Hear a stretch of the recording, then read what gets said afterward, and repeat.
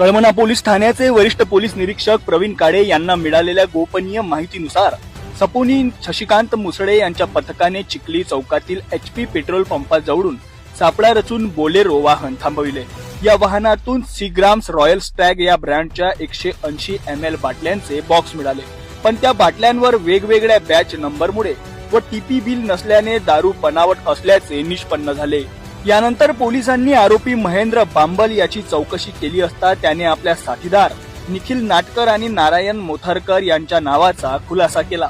या चौकशीतून पोलिसांना मोठा रॅकेट उघडकीस आलं, ज्यामध्ये आरोपी हे दारूच्या बाटल्या अर्ध्या करून त्यात पाणी भरून त्या बाटल्या पुन्हा ओरिजिनल सारख्या सीलबंद करून विक्रीस ठेवत असत। या प्रकरणात पोलिसांनी 7 आरोपींना अटक करून 4 चारचाकी वाहने, 135 लिटर विदेशी दारू आणि सिलिंगचे साहित्य जप्त केले आहे। एकूण मालाची किंमत तब्बल 30,37,810 रुपये एवढी आहे। या टोळीचे नागपूर शहरातील अनेक वाईन शॉप व बारशी संबंध असल्याचे पोलीस तपासात समोर आले असून या प्रकरणाचा पुढील तपास सुरू आहे।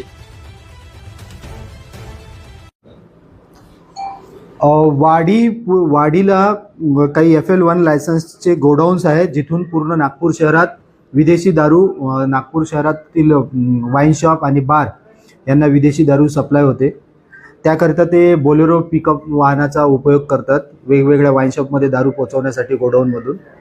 तशीच आम्हाला दिनांक 27ला माहिती मिळाली की एका बोलेरो पिकअप व्हॅनमध्ये काही दारू वाईन शॉपमध्ये, सर्जा वाईन शॉपमध्ये सप्लाय करण्याकरता येत आहे आणि त्या दरम्यान आम्ही त्या गाडीला ट्रेस केला। आम्हाला त्या गाडीवर संशय होता की यात बनावट दारू असल्याचा संशय होता, त्यावरून आम्ही त्या गाडीला ट्रेस केलं आणि त्या बोलेरो पिकअप व्हॅनला आम्ही पकडलं।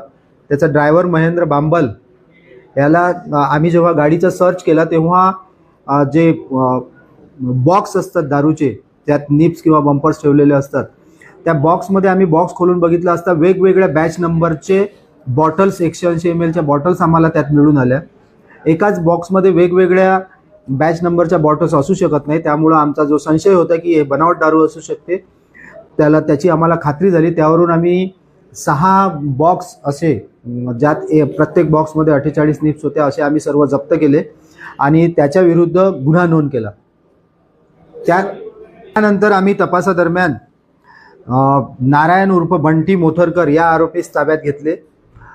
त्याच्या घराची घरझडती घेतली असता त्याच्या घरी आम्हाला विदेशी दारू बिस्लरीच्या बॉटल्समध्ये अशा प्रकारे मिळून आली।